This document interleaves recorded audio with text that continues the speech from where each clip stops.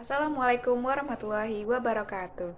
Perkenalkan kami dari kelompok 2 yang beranggotakan Hatta Wira, Hikmah Nursyabani, dan juga Kevin Julian izin menyampaikan review terhadap dua film, yaitu yang pertama adalah film Laskar Pelangi, yang kedua adalah Cahaya Timur Beta dari Maluku.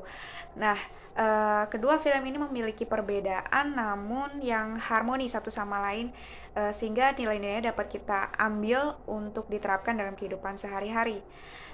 Yang pertama adalah yang kami dapatkan yaitu nilai harmoni, yaitu yang identik dengan toleransi dan saling menghargai. Dalam film Laskar Pelangi, nilai ini diterapkan dalam siswa-siswi Laskar Pelangi yang berasal dari suku atau etnis yang berbeda namun tetap rukun dan tetap semangat dalam belajar. Lalu yang kedua adalah dari film Cahaya Timur Beta dari Maluku, yaitu mereka tetap berlatih walaupun dalam keadaan daerah yang sedang konflik, namun setelah konflik selesai, agama Islam maupun agama Nasrani tetap hidup rukun seperti biasa. Keamanan di Maluku semakin membaik. Ratusan pengungsi yang sebelumnya menempati fasilitas-fasilitas publik seperti sekolah dan rumah ibadah berangsur dipulangkan atau dipindahkan menempati rumah. Kemudian yang kedua adalah terkait dengan nilai-nilai semangat tinggi, motivasi tinggi, dan disiplin.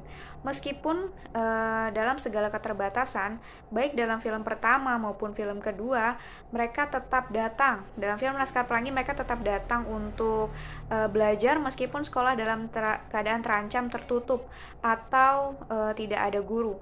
Kemudian dalam film yang kedua, Cahaya Timur Beta dari Maluku, mereka tetap datang latihan meskipun dalam keadaan daerah yang konflik maupun kekurangan biaya untuk membentuk klub sepak bola. Seperti pada adegan berikut.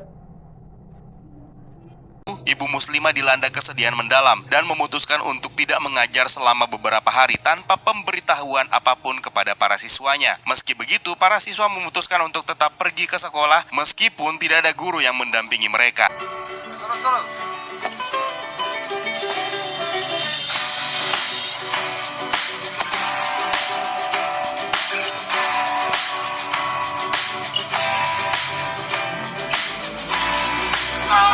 Kemudian yang ketiga dapat kita lihat dari adegan berikut, yaitu nilai yang dapat kita ambil adalah nilai pendidikan, bahwa setiap warga negara berhak mendapatkan pendidikan yang layak apapun kompetensinya, apapun bakatnya.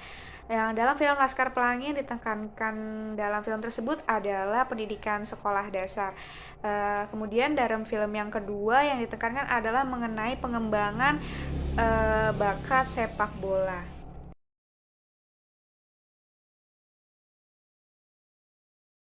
Kemudian yang selanjutnya dapat kita ambil nilai-nilainya adalah nilai-nilai bahwa guru pada film Laskar Pelangi maupun pelatih dalam film Cahaya Timur Beta dari Maluku sama-sama mementingkan kepentingan bangsa dan negara. Dalam hal ini yaitu mengenai pendidikan. Mereka bersedia datang dengan sukarela tanpa dipungut biaya untuk mengajarkan anak-anak bangsa agar tercapainya pendidikan yang layak, pendidikan yang sesuai dengan kompetensi pendidikan yang setara dengan anak-anak yang lainnya. Lalu kemudian pelatihan atas bakat yang mereka miliki untuk mendapatkan kesempatan yang sama baik di desa maupun di kota. Mereka sangat-sangat baik dalam melayani negara, melayani masyarakat, ingin sekali memajukan anak-anak sebagai penerus bangsa di masa depan. Karena dia merasa ikhlas dan ingin menolong anak-anak miskin yang berhak untuk mendapatkan pendidikan dan pengajaran. Tumben lu sih mau main bola lagi. Beta ada pikir mau kasih latih anak-anak main bola tiap sore. Saya ikut juga. Iya Raffi. Daripada OSE dulu pikir ke politik. Lebih baik kamu dua latihan anak main bola. Kamu kan pada satu tim. Biar anak-anak yang pikir perbatasan, penonton kerusuhan terus. Dalam kedua film ini dapat kita simpulkan bahwa meskipun banyak perbedaan antara dua film ini maupun baik dari segi ekonomi, sosial, budaya, namun membangun suatu sinergi atau suatu harmoni yang dapat kita ambil nilai-nilainya dan dapat kita terapkan dalam kehidupan sehari-hari, terutama saat kita sebagai aparatur sipil negara nanti gitu.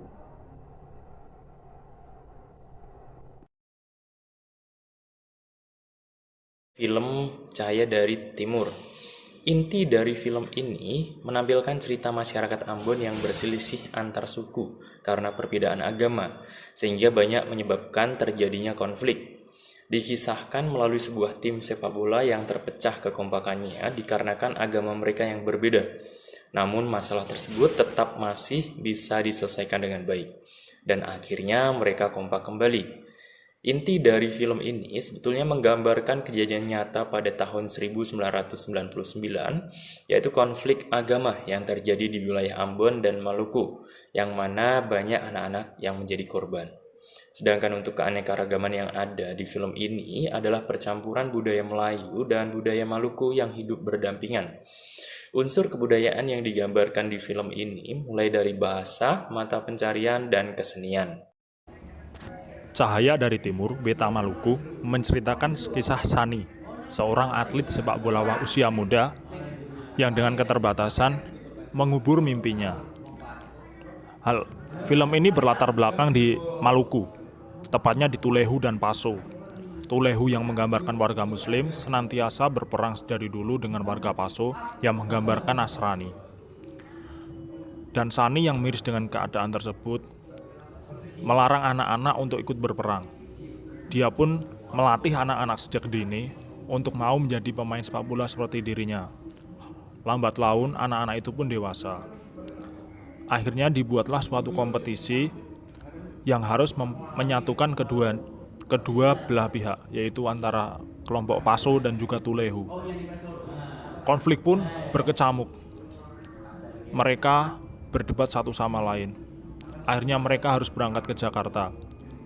Adegan yang paling menyentuh hati saya adalah di mana pendeta dan juga warga-warga Muslim saling gotong royong mengumpulkan uang yang mereka miliki untuk dapat memberangkatkan anak-anak ini ke Jakarta. Di Jakarta semuanya tidak berjalan dengan semestinya. Awalnya mereka berdebat, mereka berperang satu sama lain.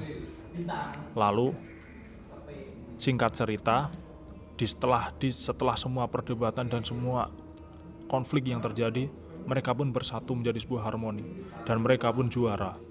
Film ini pun